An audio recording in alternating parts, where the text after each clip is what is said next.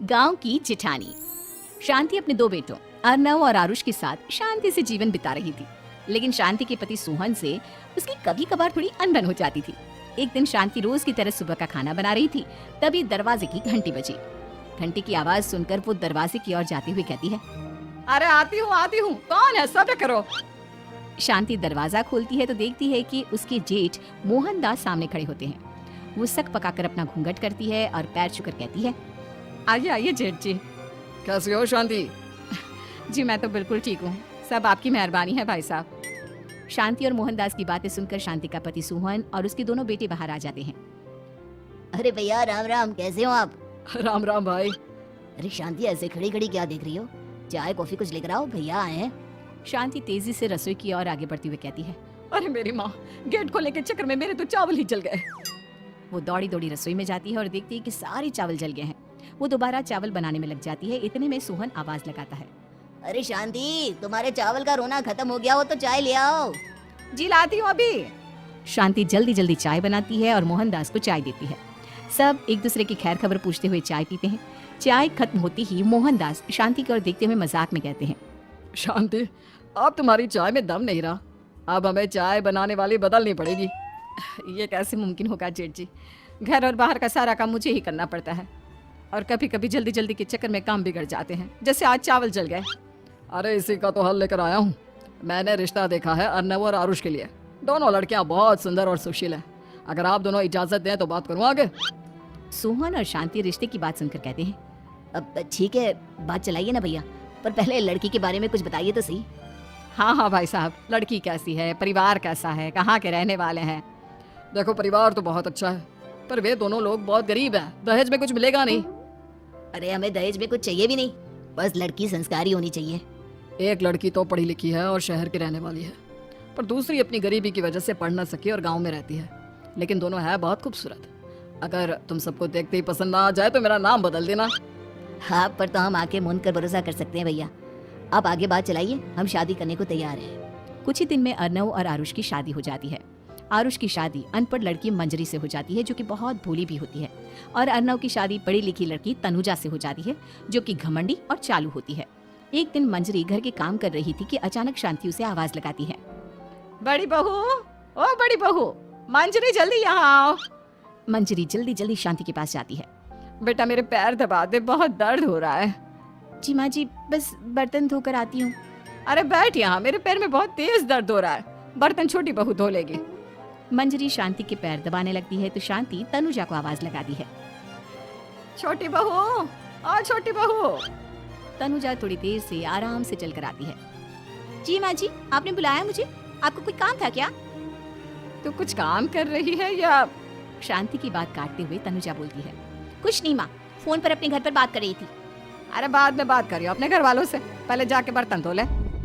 तनुजा मुंह बनाते हुए अपनी जेठानी की ओर देखती है और मन ही मन कहती है, ये महारानी वहाँ बैठी है, ये नहीं कि बर्तन धो ले।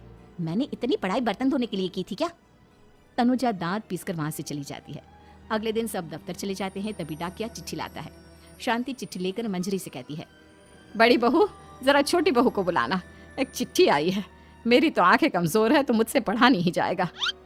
मंजरी तनुजा के पास जाकर कहती है, तनुजा तुम्हें माँ जी बुला रही हैं। मुझ पर हुक्म मत चलाओ, काम बताओ काम। अरे मैंने तुम पर कहाँ हुक्म चलाया, और हुक्म चला भी दूंगी तो क्या हुआ, तुम तो मेरी छोटी बहन की तरह हो ना। तुम जैसी अनपढ़ जाहिल और गांव की गवार मेरी बहन नहीं हो सकती। बेचारी मंजरी तनुजा की बात सुनकर अपना सा मुंह लेकर रह गई। कोई चिट्ठी आई है, माँ जी तुमसे पढ़वाना चाहती है, बस इसलिए बुला रही हैं। मुंह टेढ़ा करके तनुजा मंजरी का मजाक बनाती हुए कहती है, अनपढ़ कहीं की। तनुजा का ऐसा बर्ताव देखकर बड़ी बहू बहुत दुखी होती है। तनुजा को अपनी पढ़ाई का घमंड इतना हो गया कि अब वो घर के कोई काम नहीं करती और अपनी जेठानी का मजाक बनाती रहती।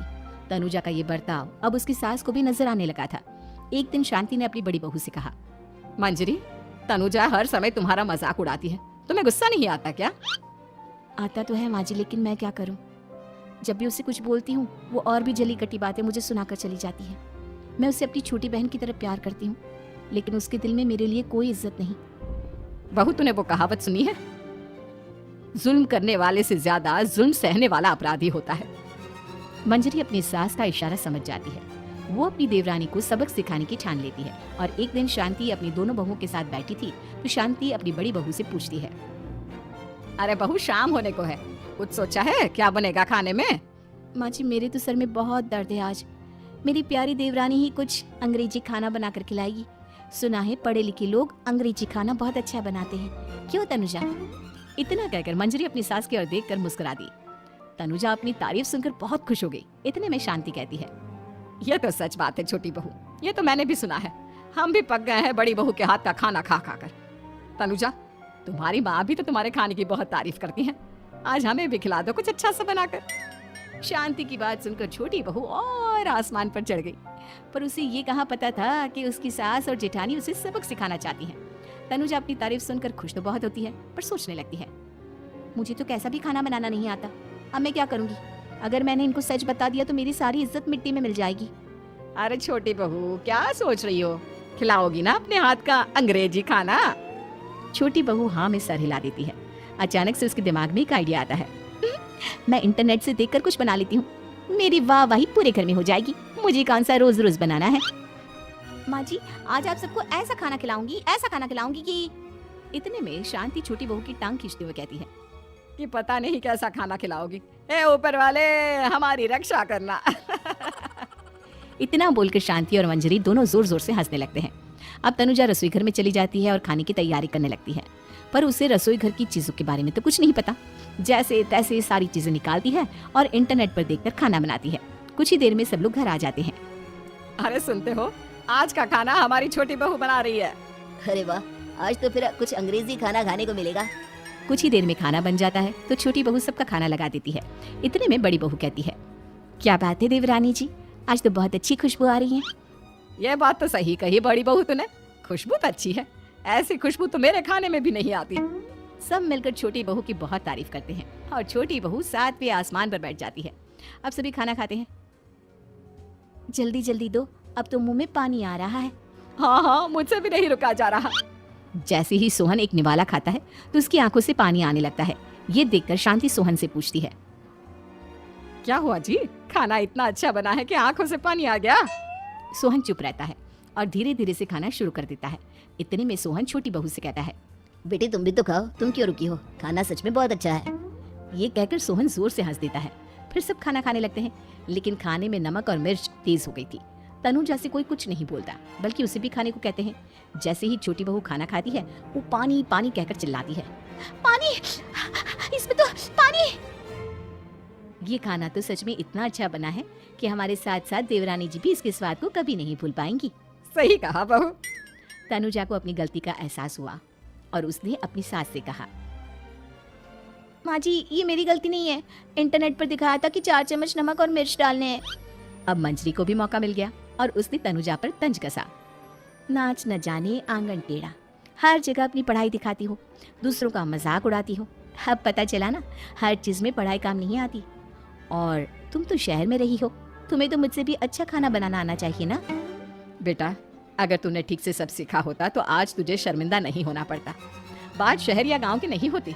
मंजरी गांव से आई है, लेकिन उसे घर का काम करना और खाना बनाना सब अच्छी तरह से आता है। तुम शहर में रही हो, तुमने ये सब क्यों नहीं सीखा? छोटी बहू सर नीचे आकर सबसे माफी मांगती है और बहुत शर्मिंदा होती है। दीदी मुझे माफ कर दो, मैंने आपको बहुत बुरा भला कहा, पर आपने मुझे हमेशा ही माफ किया। आज मुझे अपनी गलती का एहसास हो गया है। अब दोनों बहुएं मिलकर घर का काम करने लगी और एक दूसरे को अपने गुण बांटने लगी। मंजरी ने अपनी देवरानी को खाना बनाना और घर का काम करना सिखाया, वहीं तनुजा ने भी अपनी जेठानी को पढ़ना लिखना सिखाया। शांति और सोहन ऐसी बहुएं पाकर बहुत खुश थे।